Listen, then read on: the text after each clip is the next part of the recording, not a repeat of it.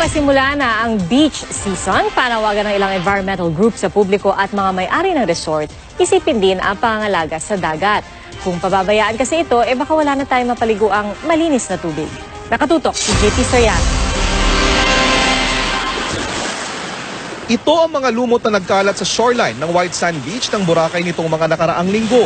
Ayon sa NGO na Philippine Center for Environmental Protection and Sustainable Development, ang sobra-sobrang lumot sa mga beach gaya ng sa Boracay ay maaaring resulta ng mga human waste, urine o ihi at mga gamit sa banyo gaya ng shampoo, sabon at iba pa.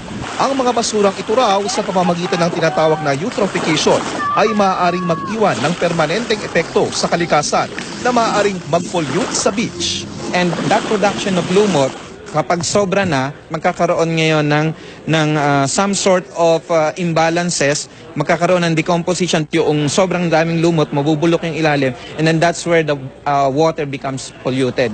Kaya nanawagan ang mga environmental groups sa Kalikasan GP3 Summit sa publiko, lalo na't maraming magpupuntahan sa mga beach ngayong summer na huwag magtapon ng basura sa dagat. Pinaalalahanan din ng grupo ang mga resorts owner na manguna sa pagprotekta at pag-alaga sa dagat. Dapat daw matiyak na masunod ang kasunduan ng mga environment groups sa Tourism Department para bawasan ang tinatawag na tourism carbon footprint. 80% ng ocean pollution ay galing sa kalupaan. Kaya ang gusto sana ni Senate President Coco Pimentel magkaroon ng Department of Water.